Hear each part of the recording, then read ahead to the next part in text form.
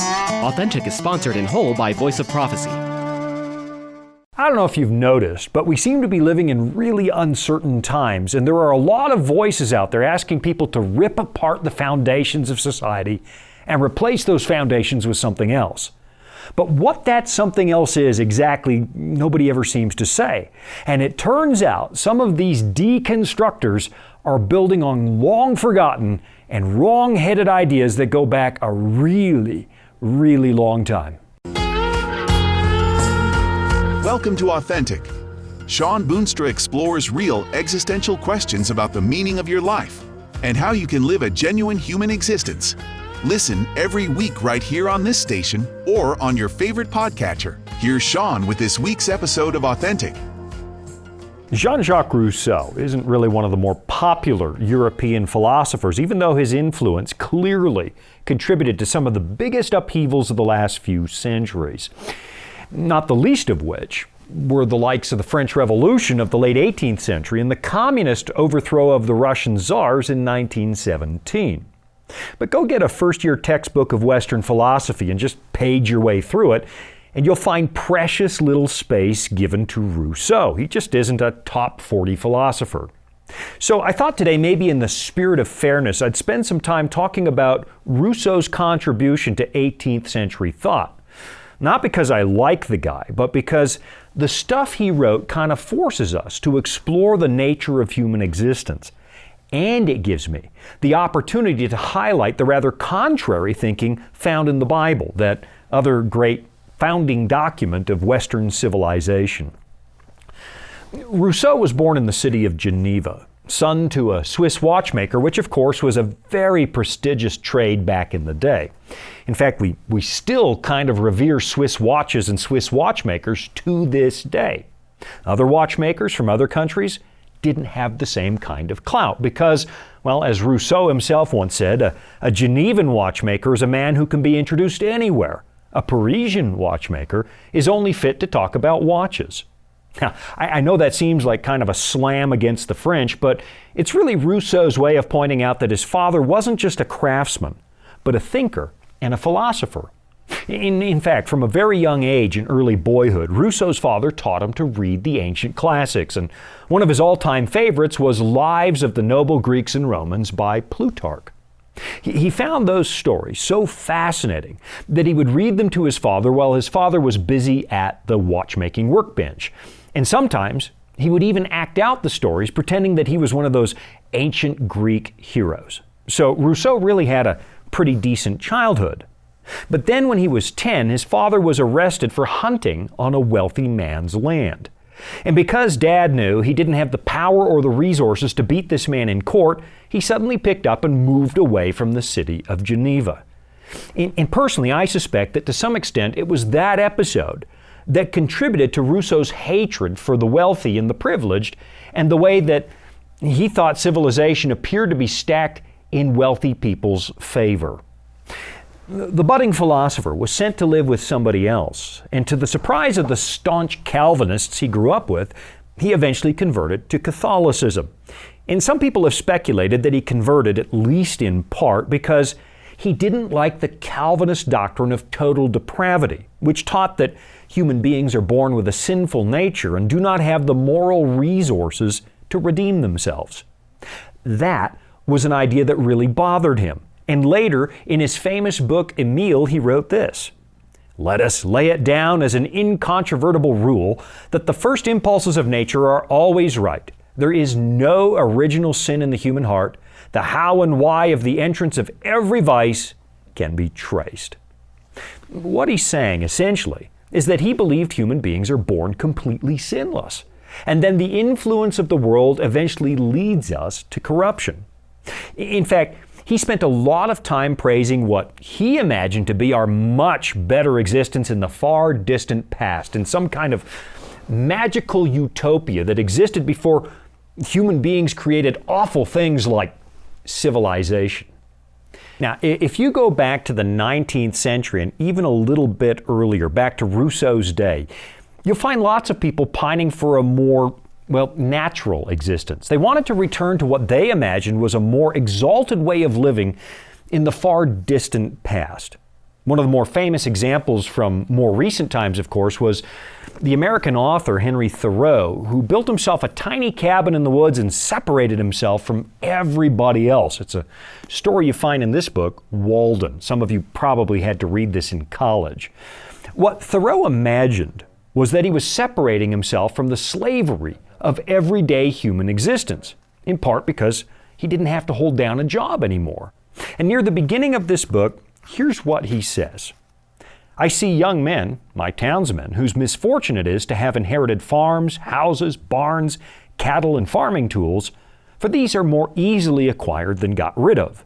Better if they had been born in the open pasture and suckled by a wolf, that they might have seen with clearer eyes what field they were called to labor in.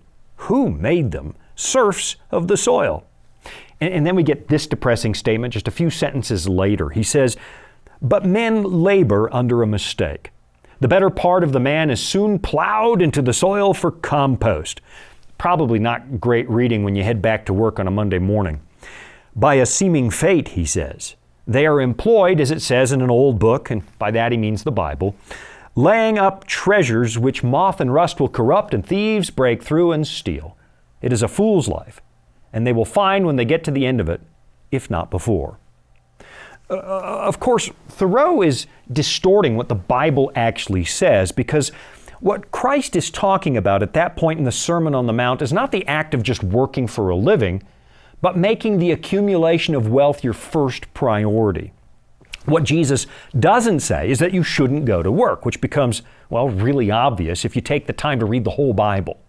Now, to be really honest, I like reading this kind of stuff like Walden because I have a soft spot for wilderness adventures. So if you ask me, would I like to live in a cabin like Walden did?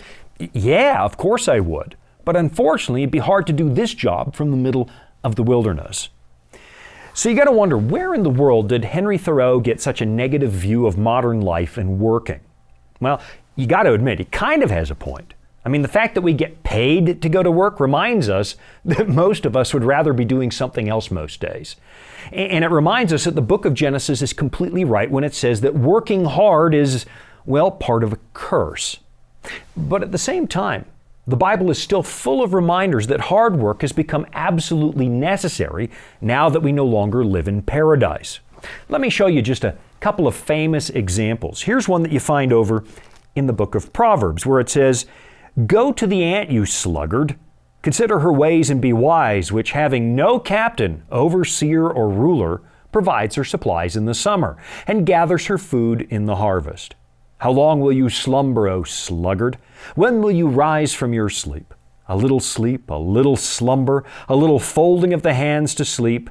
So shall your poverty come on you like a prowler, and your need like an armed man. Or what about this one from one of Paul's letters to the Thessalonians? He says, for you yourselves know how you ought to follow us. For we were not disorderly among you, nor did we eat anyone's bread free of charge, but worked with labor and toil night and day, that we might not be a burden to any of you. Not because we do not have authority, but to make ourselves an example of how you should follow us. For even when we were with you, we commanded you this, if anyone will not work, neither shall he eat. So, on the one hand, the Bible tells us we have to work because we sinned. And then on the other hand, the Bible tells us that we need to submit to this new way of living and make the most of it because, well, this is the way it's supposed to be right now. So, let's get back to Jean-Jacques Rousseau, because he actually said that civilization itself is a curse. And I'll be right back after this to show you what he meant when he said that. Life can throw a lot at us. Sometimes we don't have all the answers. But that's where the Bible comes in. It's our guide to a more fulfilling life. Here at the Voice of Prophecy, we've created the Discover Bible Guides to be your guide to the Bible.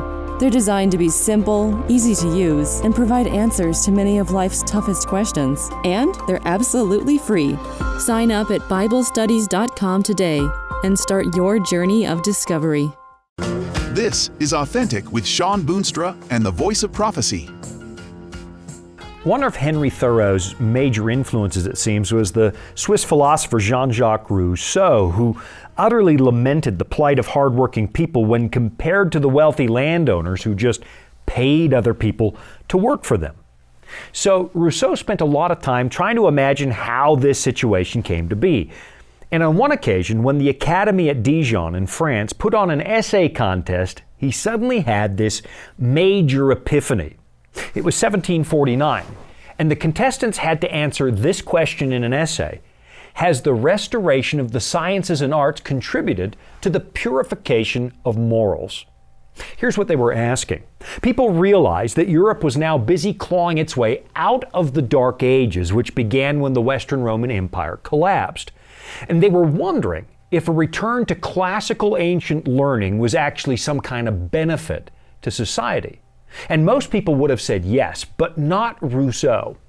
When he saw that ad in the paper, he went out for a walk to think about his answer.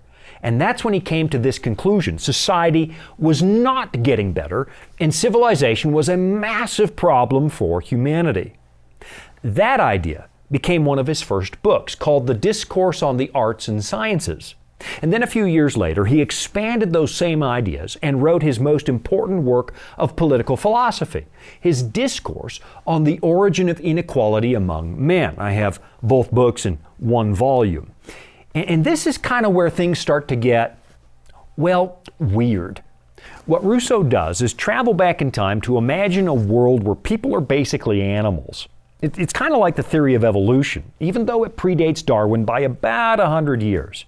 The truth is that lots of people have been toying with the idea of evolution for a really long time, in fact, for centuries. And what Darwin did in the 19th century was come up with a mechanism to explain how evolution could happen: the process of natural selection and survival of the fittest. What Rousseau did long before Darwin was travel back through time in his imagination to this wonderful world where he said people live much better lives. All we had to think about back then, before civilization, was where to find food. And just like the animals, our lives were simple and absolutely free. And he said the reason for that was because we didn't actually need each other. If your instincts drove you to procreate, you just did it. You didn't have to get married. If someone ate all the food in one location, you just picked up and went somewhere else. And way back when, in this imaginary paradise, people didn't get sick. And Rousseau said they were naturally compassionate and kind. What he came up with was almost a caveman's version of the Garden of Eden. But of course, it never actually existed. What happened, Rousseau said, was that eventually we started to cooperate with each other. And then we built communities. And then at some point, somebody accumulated more than he actually needed for himself. And then he got the idea that owning stuff was pretty beneficial. And presto, we were suddenly plunged into the depravity of civilization, which did nothing but help out a few powerful people. Rousseau explained that we can lay the blame for all of our human suffering at the feet of whoever invented the concept of private property. And that's a theme that you still hear circulating to this day. Rousseau said that we eventually suppressed our natural compassion for each other and used logic and reason to justify our violence and cruelty against each other. We became philosophers, rationalizers, and that, he said, was the beginning of everything bad. Here's the way Rousseau said it back in the 1750s. He wrote, "It is philosophy that isolates him and bids him say at the sight of the misfortunes of others, 'Perish if you will, I am secure.' A murder may be with impunity committed under his window. He has only to put his hands to his ears and argue a little with himself to prevent nature, which is shocked within him, from identifying itself with the unfortunate sufferer." And on and on and on he goes. And what Rousseau basically argues is that communities and civilization became tools in the hands of powerful oppressors. Civilization, he said, ruined the human race, and now millions of people have become slaves to the powerful. In one of his most famous lines, Rousseau wrote, "Man is born free, and everywhere he is in chains." Now, I'm sure you've had the odd day where you feel like that when you go to work, because there is something about working for a living that feels just a little like slavery. But what I want you to notice now is how back in the 18th century, Rousseau is actually anticipating a train of thought that would create some of the biggest upsets in human history. His ideas helped fuel the violence of the French Revolution. After all, the revolutionaries believed they were overthrowing a system that was holding them down. It also anticipated Karl Marx, who argued that civilization had to be ripped down and replaced by a system that favored the working class. Those ideas came from Rousseau, at least in part, because what Rousseau wanted to do was rip apart the foundations of civilization so we could return to this imaginary state of pure nature he had dreamed up in his imagination. But let's be honest about this. The French Revolution and the Communist Revolution, they were abysmal failures that quickly devolved into more violence and more oppression. Because it turns out, human beings are incapable of changing their essential selfish nature. Now, I know that some of you are wondering where in the world I'm going to go with this. And if you're patient, I'm going to take a quick break and then I'll come back and show you where we're going. Because even though the French Revolution was a bloody, violent spectacle and the Soviet Union ultimately failed, some of Rousseau's thinking lives on to this very day. So don't go away. I'll be right back. Here at the Voice of Prophecy, we're committed to creating top-quality programming for the whole family, like our audio adventure series, Discovery Mountain. Discovery Mountain is a Bible-based program for kids of all ages. Your whole family will enjoy the faith-building stories from this small mountain summer camp and town.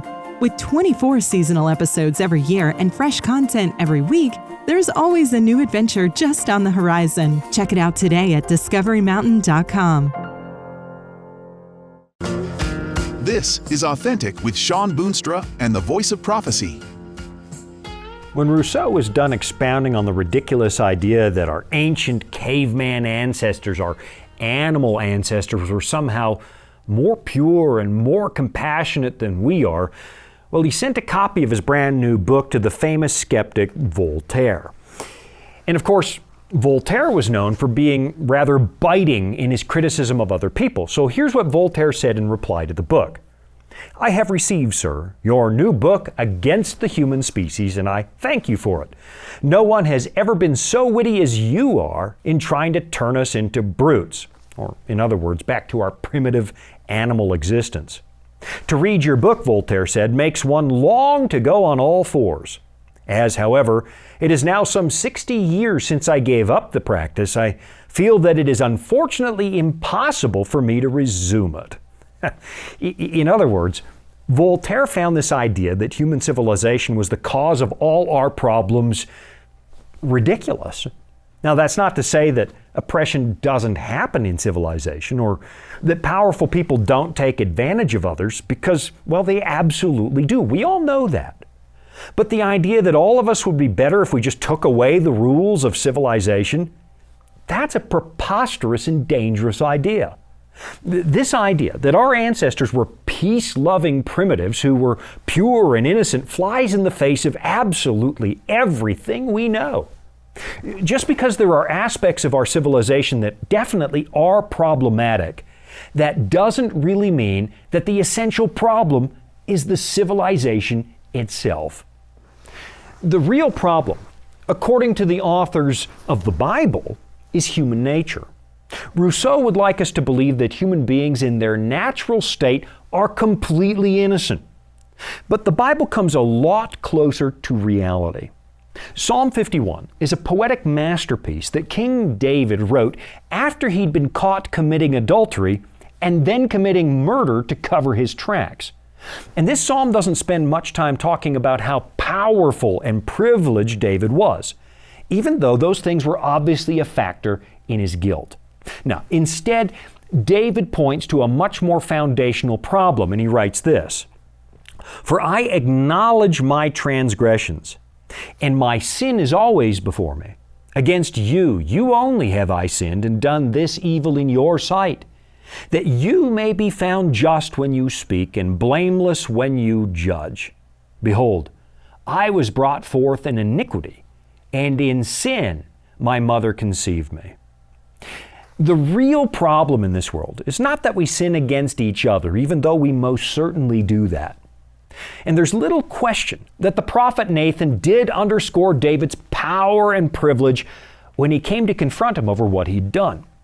There's also very little question that God warned the Israelites at the very beginning, don't you ask for a king, because kings do have a way of oppressing people. But at the end of the day, the real problem, the essential foundational problem in this world is us. And by that I mean all of us. Power just has a way of magnifying the problem that we all have. Rousseau insisted that you and I were born completely innocent, but David says he was conceived in sin and brought forth in iniquity. So here's where I'm going to go with this. I mean, I could probably go in 100 different directions because, well, the Bible really does speak about oppression by powerful people. And it does condemn those powerful people who take advantage of the poor. It does it in no uncertain terms. The Bible also spends a lot of time contrasting the fallen kingdoms or fallen civilizations that humanity built in this world, and it compares them with the ultimate kingdom of Christ. So we'll give Rousseau partial marks today for at least noticing that something is wrong with the way that human beings run this place. In fact, that's really one of the major themes you find all the way through the Bible. It says that the human race is divided into two groups. There's a group that tries to rebuild paradise by itself, building cities, and there's another group that seeks to be part of the kingdom of God. One stream builds walled cities, centers of civilization, where powerful people offer peace and protection in exchange for what amounts to, well, labor slavery, kind of like Rousseau described. The other stream seeks communion with God and understands that the human heart is the real source of all of our suffering, and that you and I are completely powerless to change what's wrong with us. So I guess what I'm getting at is this. If we want to take Rousseau's word for it, then all of our problems are actually caused by somebody else. Somebody else, he says, ruined your natural innocence. The reason you're unhappy and life is hard is because somebody else did that to you. If only those other people didn't exist, he says, then life would finally be happy. And I guess what bothers me about this is that I'm hearing more and more of that same kind of talk right now as the world gets more and more polarized. What we seem to have right now is a return to this idea that there's nothing wrong with me and that there's something wrong with everybody else. It's everybody else's corruption that's ruining this place. It's the system that's keeping me down. If only all those powerful, privileged people were suddenly gone, then life could return to a pure, natural state and we could all be equal and my natural goodness could shine. Except we all know, instinctively, that's a bunch of baloney. People are not naturally good. I mean, there's no doubt that a worldly system constructed by selfish people is going to be wildly imperfect. And there's little doubt that when you give selfish people a little bit of power, they're almost always going to abuse it. I mean, just look at the former Soviet Union. It's Exhibit A for the writings of Karl Marx. Back in 1917, revolutionaries seized power and they took it away from the royal family, from the one-percenters, I guess you could say. But then in a remarkably short span of time, those same revolutionaries accumulated all that same power for themselves. And you suddenly had millions of people living worse lives than they did before, while members of the party leadership drove around in nice cars and lived in great homes. Eventually, people were even persecuted and executed simply for what they believed. Political dissidents were sent to the gulags in Siberia. And all that really happened there was a shift in abuse of power. And that's because the real problem on this planet never changes. I'll be right back after this. Dragons, beasts, cryptic statues. If you've ever read Daniel or Revelation and come away scratching your head, you're not alone. Voice of Prophecy's free Focus on Prophecy guides are designed to help you unlock the prophetic mysteries of the Bible and deepen your understanding of God's plan for you and the world around you. You can study online or request them by mail. Visit BibleStudies.com and start bringing prophecy into focus today. Welcome back. It's Authentic with Shawn Boonstra and the Voice of Prophecy. Build all the man-made solutions for inequality and suffering that you want, and the essential problem is still there. It's a broken human heart.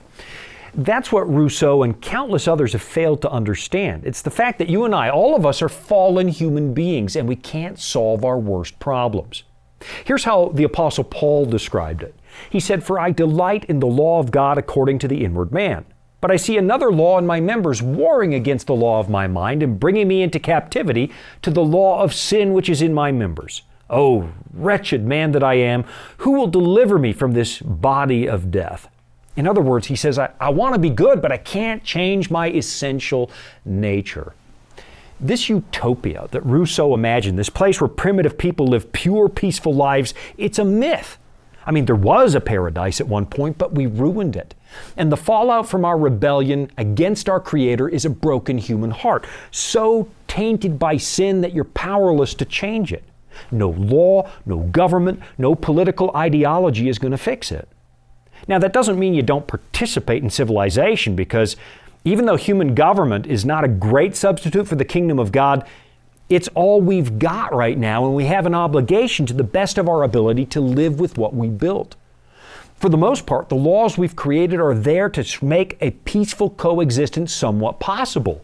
And by and large, our system of civilization mostly exists to contain the problem of a fallen heart. Until Christ returns, this is what we've got. So it bothers me when I hear voices calling for the utter deconstruction of Western civilization. It bothers me that we appear to be one of the most intolerant, unforgiving generations to ever walk the earth, and we always want to blame somebody else for everything. So what would happen if all of us owned it together? What if we could admit that we're all part of the problem? What appears to be happening right now is kind of a radical deconstruction, the kind that fueled the French Revolution, the kind that was born on the ideas of Jean-Jacques Rousseau. People seem to be mindlessly ripping everything down without thinking it through. I mean, don't get me wrong, there is something wrong with this world, and we shouldn't turn a blind eye to injustice, but what's happening right now should concern us, because we're ripping things down without asking ourselves why it was built in the first place, and nobody talks about what they plan to replace it with. And when we're finished ripping apart our basic civilization, we're going to find out we still haven't solved the biggest problem, the sinful heart. And until we solve that, we solve absolutely nothing. Paul complains that he can't fix what's wrong with him, and he says, "O wretched man that I am, who will deliver me from this body of death?" And then he gives the answer. "I thank God through Jesus Christ our Lord. So then with the mind I myself serve the law of God, but with the flesh the law of sin." Believe me, God has noticed the injustice, the problems with our world, and He's promised to dissolve human government completely and restore the kingdom of Christ, where we all get restored, in a place the Bible says lives by God's commandments, not human commandments. And that's when the problem is finally solved. I'm Shawn Boonstra. You've been watching Authentic. You've been listening to Authentic, sponsored by Voice of Prophecy. Remember, you can listen every week right here at the same time. And thank you. Authentic is funded by listeners just like you. You can support at voiceofprophecy.com. That's also where you can find all the episodes you missed, or where you can listen again. That's voiceofprophecy.com.